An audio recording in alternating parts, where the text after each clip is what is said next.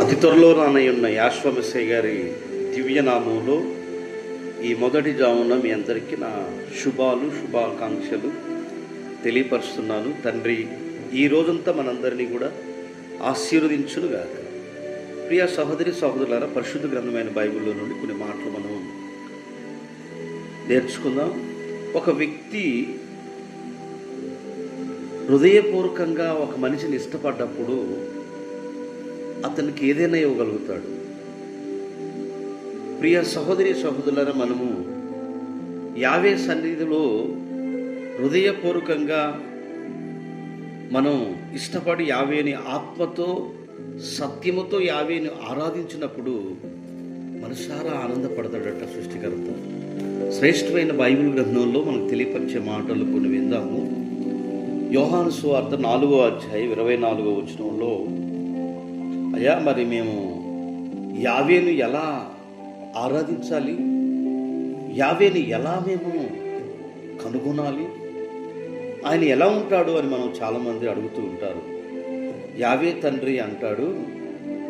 యావే 4వ అధ్యాయం 24వ వచనంలో, యావే తండ్రి ఆత్మ గనుక ఆయనను ఆరాధించువారు ఆత్మతోనూ సత్యముతోనూ ఆరాధించవాలని. చూడండి, సృష్టికర్త అయిన తండ్రిని ఆరాధించాలంటే ఆత్మతోనూ సత్యముతోనూ ఆ సర్వోన్నతుని ఆరాధించాలని ఈ శ్రేష్టమైన వాక్య భాగం తెలియపరుస్తుంది. హృదయపూర్వకంగా ఆత్మతో మనం ఎప్పుడైతే ఆరాధిస్తామో ఆయన ఆనందిస్తాడట. అది ఆయన కోరుకునేది. అమ్మా, యావే ఆత్మ గనుక సృష్టికర్త, మనం కూడా ఆత్మతో ఆయనని ఆరాధించాలి. ఆత్మ చెప్పు సంగతులు ఆత్మ ఉన్న వాళ్ళకి మాత్రమే గ్రహిస్తారని లేఖనం చదివిస్తుంది. ప్రియ సహోదరి సహోదరులు, మనము ఆత్మలో ఏం చేయాలట? ప్రార్థించాలట.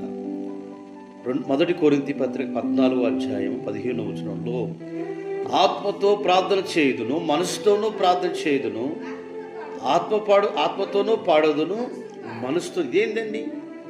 ఆత్మలో ప్రార్థన చేయుదును, మనసుతో పాడేదను, మనసుతోనే స్థుతి ద్వారా ఆయన సన్నిధికి చేరతానంటున్నాడు. ఒక ఆమెకి పిల్లలు లేరు, ఎన్నో సంవత్సరాల నుంచి వేదనతో బాధపడుతున్నప్పుడు, ఏందమ్మా నువ్వు అటు పోరాదు, గొడ్డుబోద్దానా అని ఎన్నో అవమాన నిందలు, ఎన్నో అవమానకరమైన బాధలు, ఇబ్బందులు పడుతుంటే ఆ మనిషి, అయ్యా ఒక్క కుమారుడు దయచేయి నాయనా, ఇదిగో ఈ అవమానపు బాధలు పడలేని పరిస్థితిలో ఉన్నాను నాయన, లోకులు కాకులు ఇటు వచ్చినా కానీ ఇంకా నీకు పిల్లలు లేరా అని ఎన్నో నిందలు వేస్తున్నారు తండ్రి. అవునా? ఒక్క నా కడుపు పండితే చాలయ్యా, నా కడుపు పండాలి, ఒక్క కొడుకునివ్వయ్యా అని ఎప్పుడైతే ఆమె ప్రార్థన చేసిందో, ఆత్మలో మనసులో ప్రార్థన చేస్తుందట. ఎవరమ్మా? హే అన్నా, ఏందమ్మా నువ్వు ఎక్కకొచ్చును?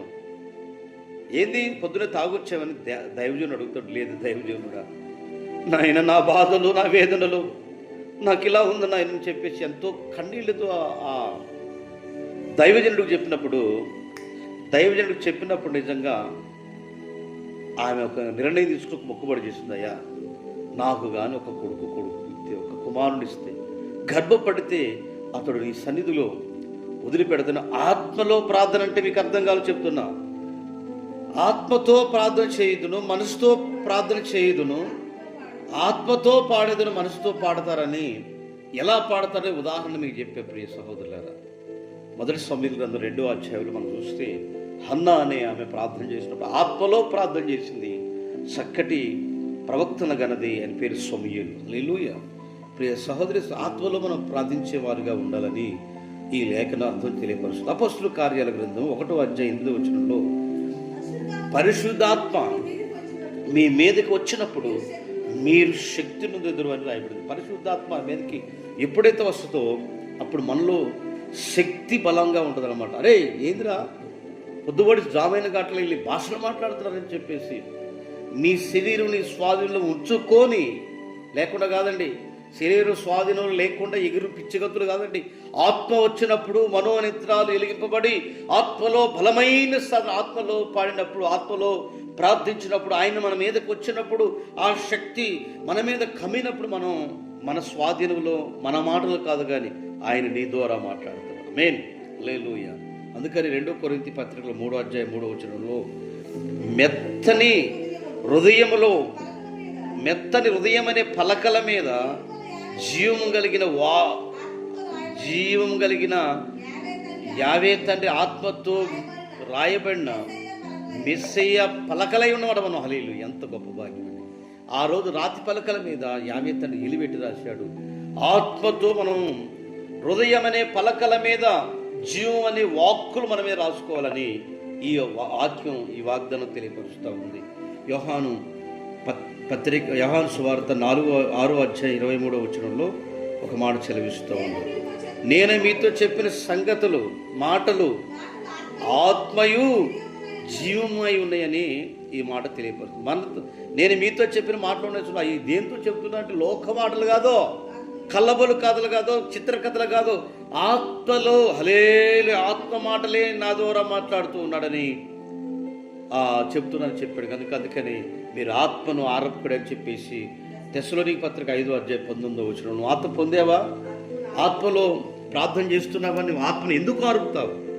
ఎందుకు నీ హృదయంలో ఆత్మ నివసించకుండా వెళ్ళిపోతుందంటే మీరు ఆత్మను దుఃఖపరుస్తున్నారని చెప్తుంది. కనుక ఆత్మ దుఃఖపరిచే వ్యక్తులుగా కాకుండా ఆత్మలో, జ్ఞానంలో, వివేచనలో మనం పాడే వ్యక్తులుగా, ఆయన బిడ్డలుగా ఉండేవారుగాను ఆత్మతో సత్యముతో ఆయన ఆరాధించాలంటున్నాడు భక్తుడు. కనుక ఆత్మ సత్యము, ఆత్మలో మనం ఆయన ఆరాధించినట్లుగా, మనసుతో పాడినట్లుగా, హృదయంతో మనం ఆయన్ని ఘనపరచినట్లుగా ఈరోజు బలమైన సాధనలుగా సత్యముతోనూ ఆత్మతోనూ మనం ఆరాధించే వ్యక్తులుగా ఉండాలి. ఈ లేఖనం సెలవిస్తుంది.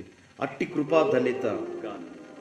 కృపా ధన్యత మనందరి కుటుంబాల్లో ధన్యత పొందునుగా. ఆమేన్. పరమ తండ్రి మనకిచ్చినట్టు ఈ అవకాశాన్ని సర్వశక్తిమంతుడు మనందరినీ ఈ రోజంతా మనందరినీ ఆశీర్వదించుగాక. మహిమ కలిగిన తండ్రి పరిశుద్ధుడా, ఈ వాక్యపు విన్న బిడ్డలను ఆశీర్వదించి కృపలో బలపరచమని, జీవం కలిగిన మాటలు తండ్రి ఆత్మతో పాడాలి, ఆత్మతో నడవాలి, ఆత్మలో ప్రార్థించాలి. ఎందుకంటే మీరు ఆత్మయ్య ఉన్నారు కాబట్టి ఆత్మను ఆరపకుండా నాయన మేము నీ మధ్యలో, మా మధ్యలో తండ్రి, మా మధ్య సంచరించినట్లుగా మా హృదయమనే దేహాల్లో నివసించినట్లుగా సహాయించమని యాశ్వామిశ్రీ గారి నామం ద్వారా వేడుకుంటున్నాం తండ్రి. ఆమేన్. ఈ కార్యక్రమాన్ని వీక్షిస్తున్న మీ అందరికీ నా ప్రేమపూర్వక విషయాల్లో మండి కార్యక్రమం సబ్స్క్రైబ్ చేయండి, అనేకులకు తెలియపరచండి. యావేకి మహిమ కలుగుతుంది. Shalom sir.